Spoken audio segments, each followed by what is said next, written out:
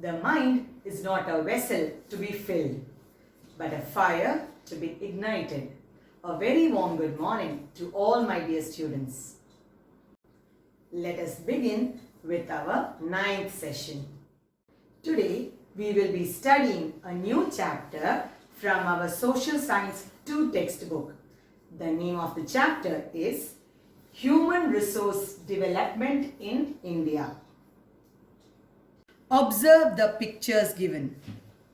Who all can be seen and what jobs are they engaged in? Which are the goods and services made available as a result of these efforts made? So in this picture, you can see a teacher imparting knowledge, a traffic policeman maintaining traffic safety and directing traffic on the roads, medical laboratory scientists performing complex tests on patient samples using sophisticated equipments, doctors treating patients, farmer producing agricultural crops, and finally you can see an architect creating designs for new construction projects. Based on the above pictures, list in the table the different jobs and the goods and services produced by them. So, we said taxi driver arranges transportation, farmer produces agricultural crops, teacher imparts knowledge, and finally doctor treating patients. So, thus manpower is an important factor in making available the goods and services produced in a country. So now let me ask you children, what do you mean by manpower? Manpower means the number of people working or available for work or service. A country should introduce manpower planning for the development of its human resources. Thus, human resource is necessary for the progress of any country. Now children, have you ever thought why humans are considered as a resource? It is because humans have ability to transform raw materials available in nature into valuable resources that can be utilized for useful purposes.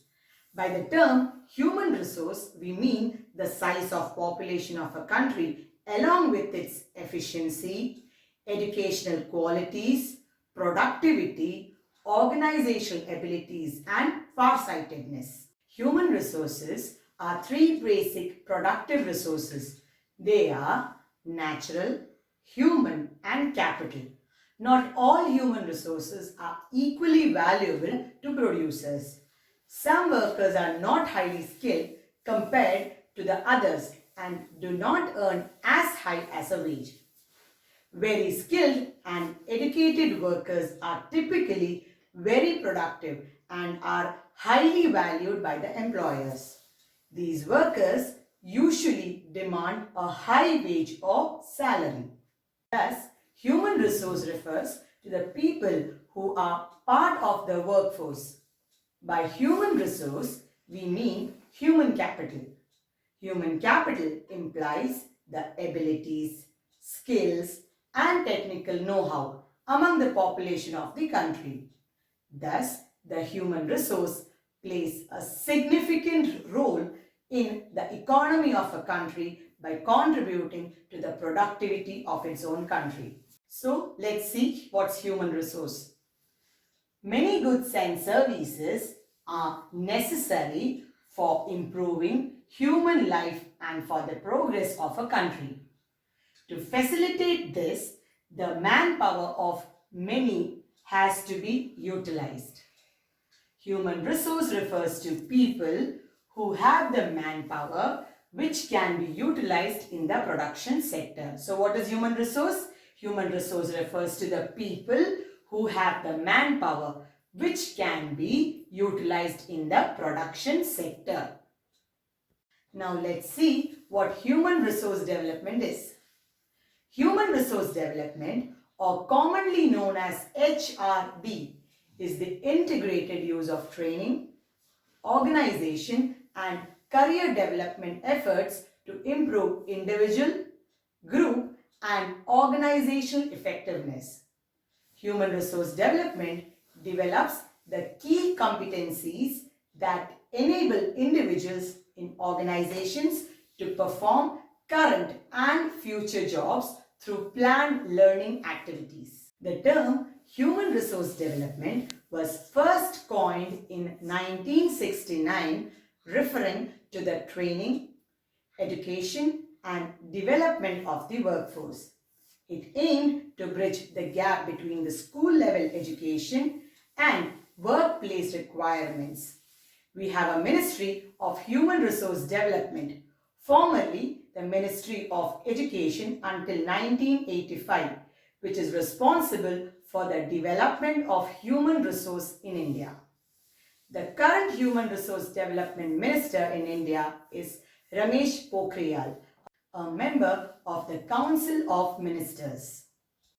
What is human resource development, or how can human resource be developed?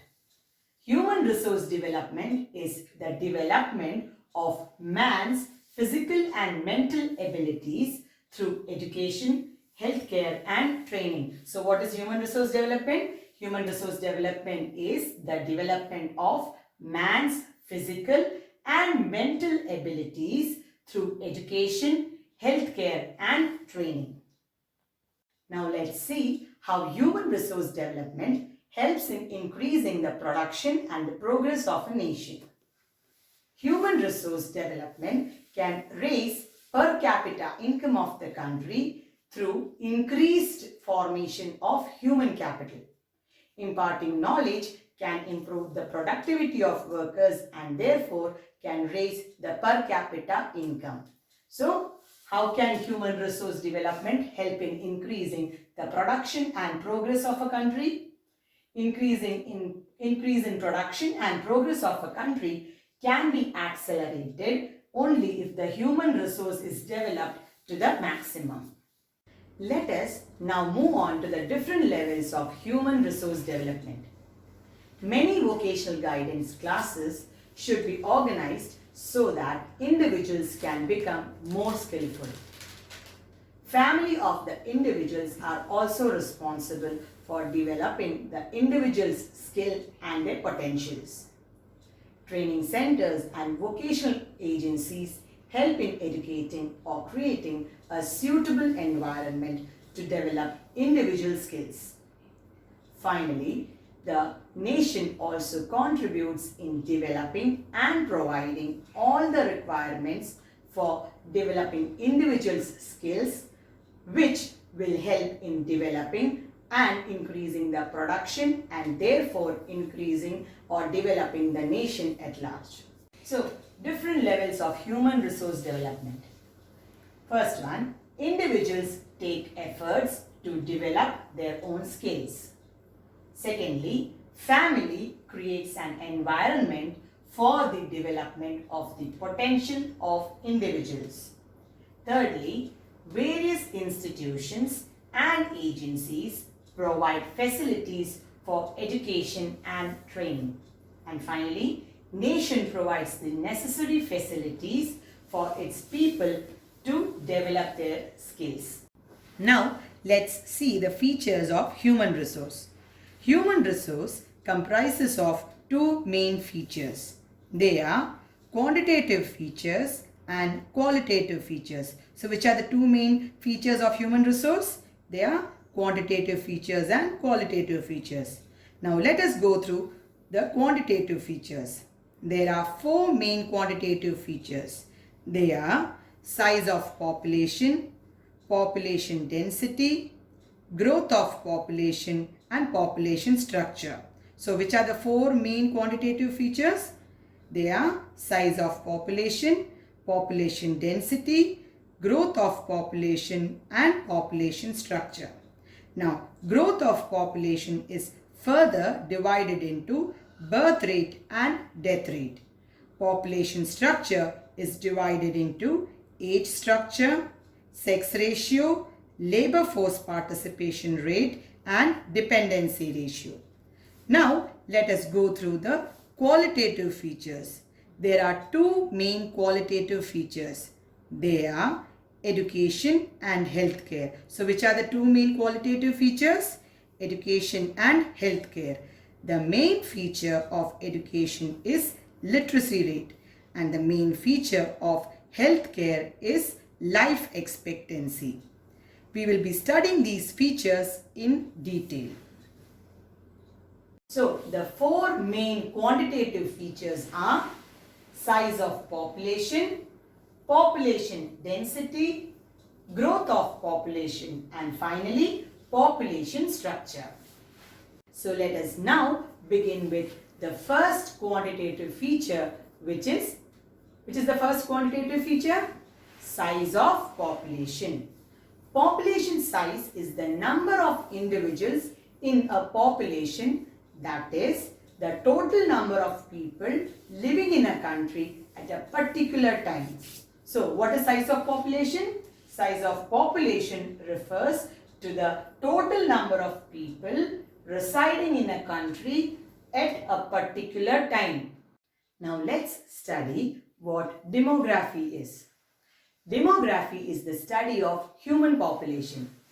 Demography is the statistical study of birth, death, income, migration, or the incidence of disease, which illustrates the changing structure of human population.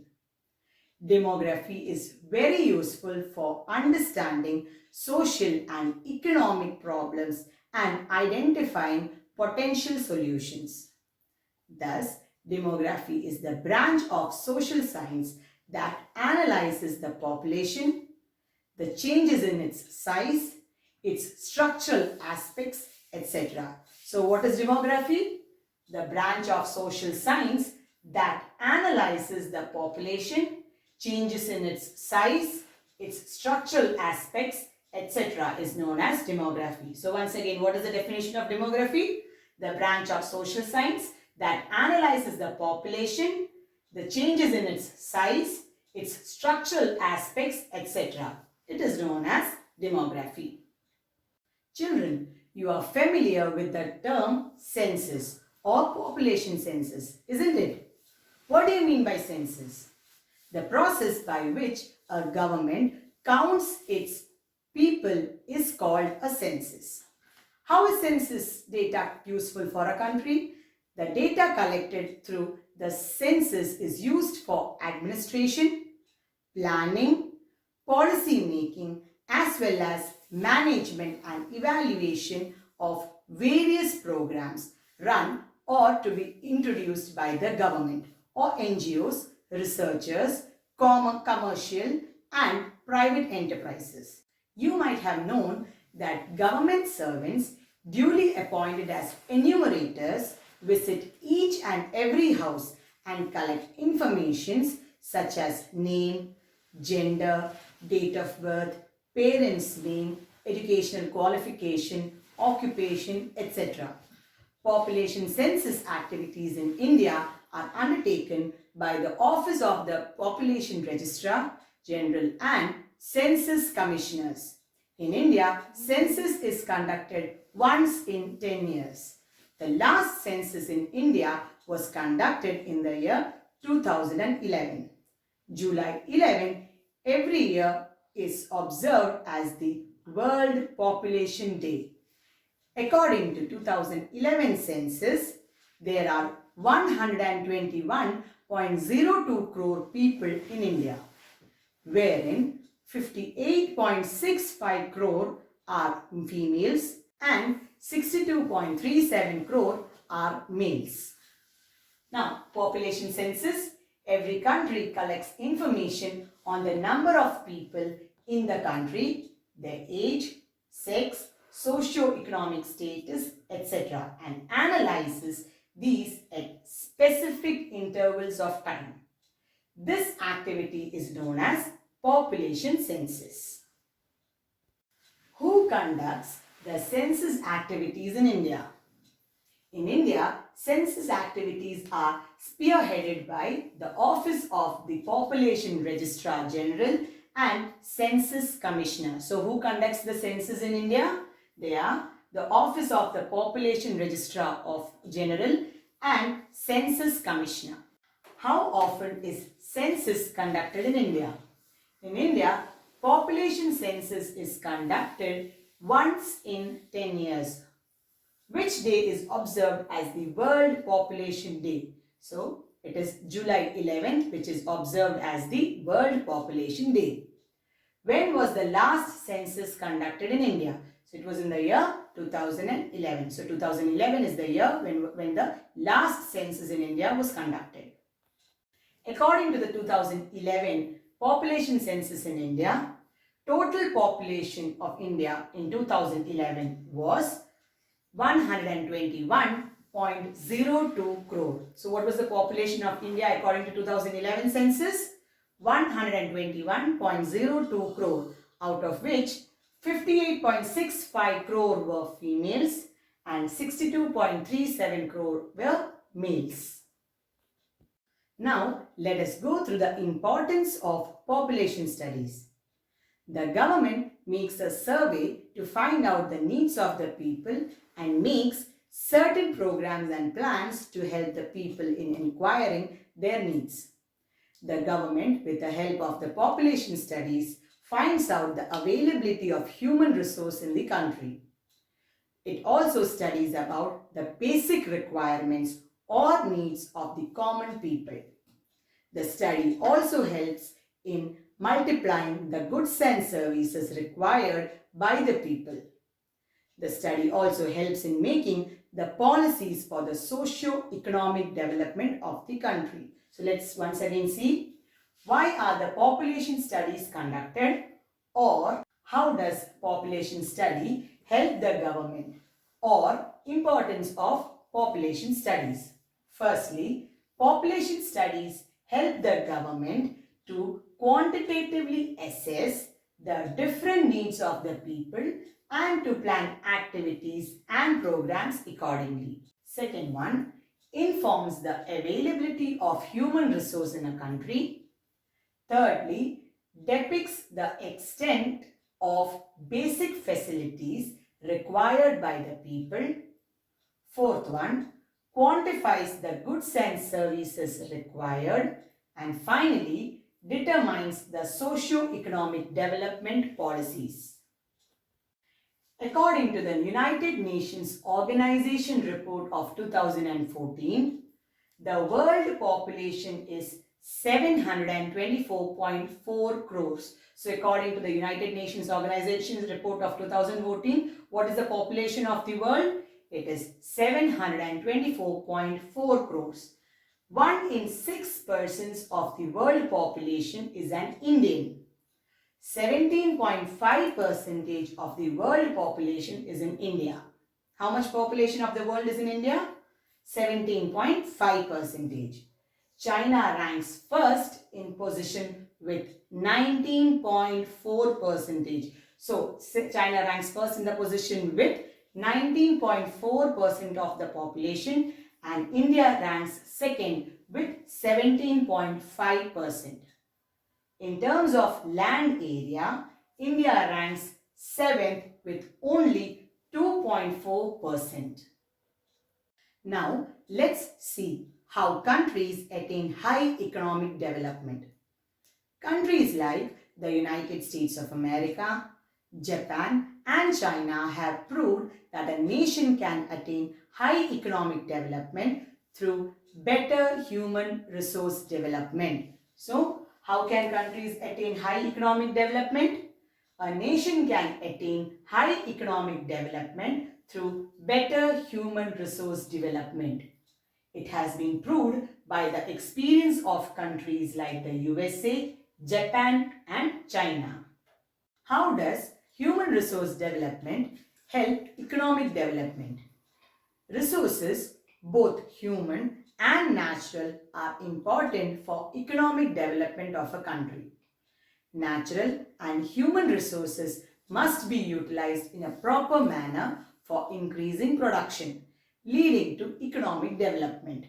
Thus, the availability and quality of natural as well as human resources are necessary for the economic development of a country. So, how does human resource development help economic development.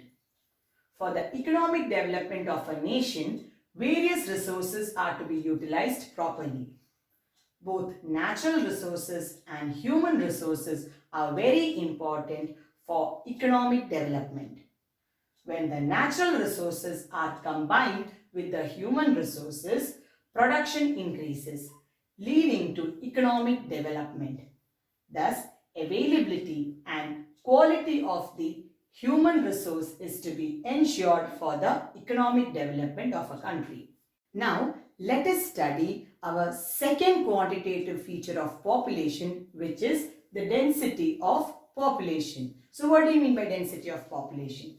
Density of population refers to the number of people per square kilometer area. So, what is density of population? Density of population refers to the number of people per square kilometer of area.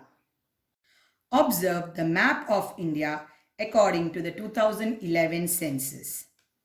The map shows the density of population conducted during 2011 census in India. We know that inhabitation is not the same everywhere in India. In India, the states and the union territories vary widely in terms of their density due to differences in climatic conditions, geophysical characteristics, availability of resources, etc., which means the density of population differs in various states in India. Now, let us study or see how does the population density of an area influences the availability of human resource. We already learned in our previous slide that the number of people per square kilometer area is referred as the density of population. When density of population increases, human resource and manpower of that region also increases. High density of population leads to high number of people who can provide both mental and physical manpower, and thus leading to situations for setting up of production units, which finally leads to increase in the production of goods and services. So, how does the population density of an area influence the availability of human resources? Discuss. Firstly, the density of population refers to the number of people per square kilometer area. Secondly, when density of population increases, the human resource of that region also increases. It means the manpower of the region also increases. Very high density of population implies high number of people who can provide physical and mental manpower. This creates a suitable situation for the setting up of production units, which in turn will lead to increase in the production of goods and services. Now, let us move on to our assessment area. Answer these questions in your notebook. First question, list out the quantitative and qualitative aspects of human resource. So once again, list out the quantitative and qualitative aspects of human resource. Second one, prepare a note by analyzing the importance of population studies. Second one, prepare a note by analyzing the importance of population studies. Children, that's all for today. I hope I was clear to you in my 9th session. Thank you. Stay home, stay safe.